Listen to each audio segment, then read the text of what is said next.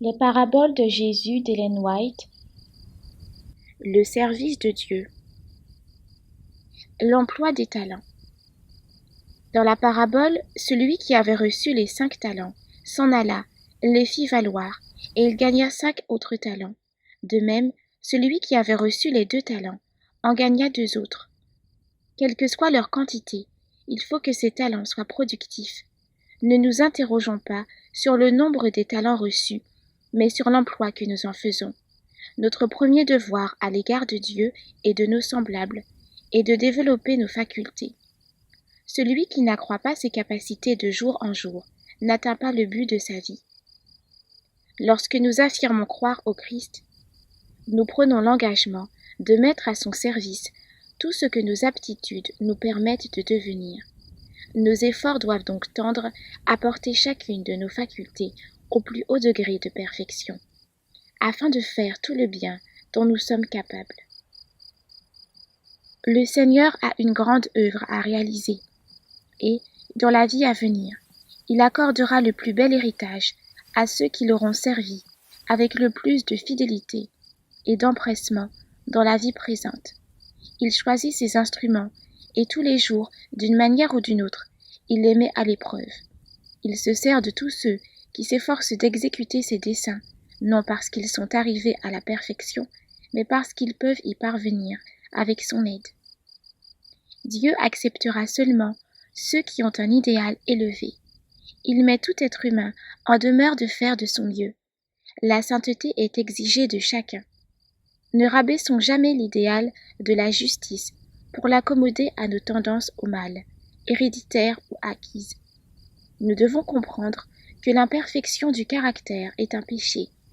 Toutes les qualités morales se trouvent en Dieu et forment un ensemble harmonieux auquel peuvent avoir part ceux qui reçoivent le Christ comme sauveur personnel. Quiconque désire être ouvrier avec Dieu doit chercher à perfectionner toutes les aptitudes de son corps et de son esprit. La véritable éducation, c'est l'épanouissement de nos facultés physiques, mentales et morales en vue de l'accomplissement de nos devoirs. C'est la culture du corps, de l'esprit et de l'âme pour le service de Dieu. C'est la seule éducation qui subsistera jusque dans la vie éternelle. Le Seigneur exige de tout croyant une croissance en capacité et en efficacité sous tous les rapports. Sous la forme de ses souffrances et du don de sa vie, le Christ a déjà payé le salaire de notre service volontaire. Il est venu dans le monde pour nous montrer comment et dans quel esprit nous devrions travailler. Il veut que nous recherchions de quelle manière nous pouvons le mieux contribuer à l'avancement de son œuvre et à la gloire de son nom.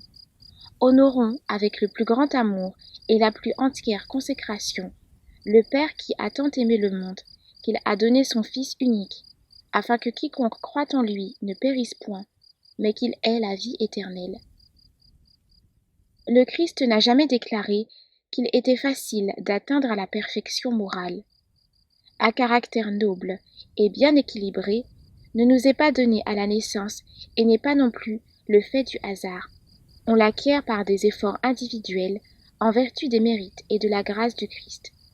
Dieu nous accorde les facultés, les talents, à nous de former notre caractère. Nous y parvenons au prix de luttes sévères avec le moi. Les tendances héréditaires doivent être combattues sans relâche. Il faut s'examiner attentivement, avec un œil critique, et ne faire grâce à aucun trait défectueux. Que nul ne se déclare incapable de remédier à ses défauts de caractère. Si vous tirez une pareille conclusion, vous n'obtiendrez jamais la vie éternelle. Les impossibilités n'existent que dans votre volonté. Si vous ne le voulez pas, vous ne pourrez pas vaincre.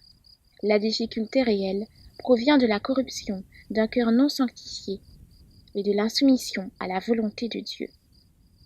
Bien des personnes que Dieu a qualifiées pour un excellent travail n'accomplissent que peu de choses parce qu'elles ne font pas beaucoup d'efforts. Des milliers de gens traversent la vie comme s'ils n'avaient aucun but, aucun objectif à atteindre. Leur récompense sera proportionnée à leurs œuvres.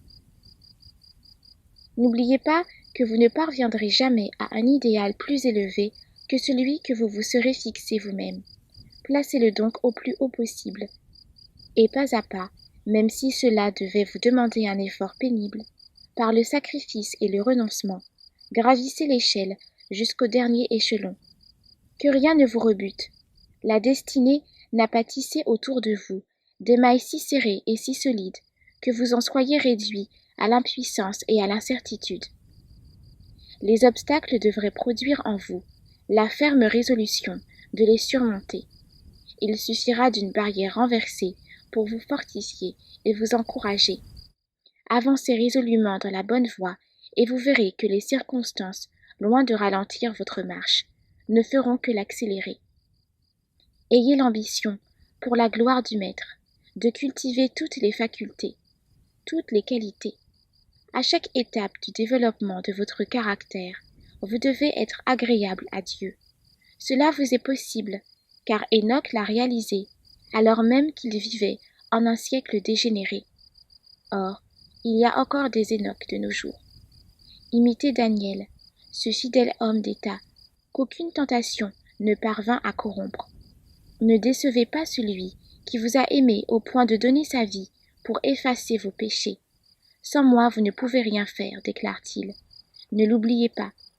Si vous avez commis une faute, vous remporterez certainement une victoire en reconnaissant cette faute et en y voyant un avertissement. Vous pourrez ainsi changer votre défaite en victoire, décourager l'adversaire et glorifier votre Rédempteur. Un caractère conforme à l'image divine, tel est le seul trésor que nous pourrons emporter dans l'éternité. Ceux qui se laissent maintenant instruire par le Christ emporteront avec eux, dans les demeures célestes, toutes les perfections divines qu'ils ont acquises ici-bas. Et dans le ciel même, nous devrons continuer à faire des progrès, qu'il est donc important de développer notre caractère dès à présent. Les intelligences du monde invisible aideront l'homme qui recherche, avec une foi inébranlable, cette perfection du caractère qui transparaîtra dans tous ses actes. À tous ceux qui se sont engagés dans cette voie, Jésus déclare « Je me tiens à ta droite pour te secourir ». La volonté humaine participe à la toute-puissance dans la mesure où elle coopère avec la volonté de Dieu. Tout ce qui se fait sur son ordre doit être accompli par sa force. Tout ce qu'il ordonne, il le donne. Retrouvez plus de lectures des ouvrages de l'Esprit de prophétie sur lerest.org.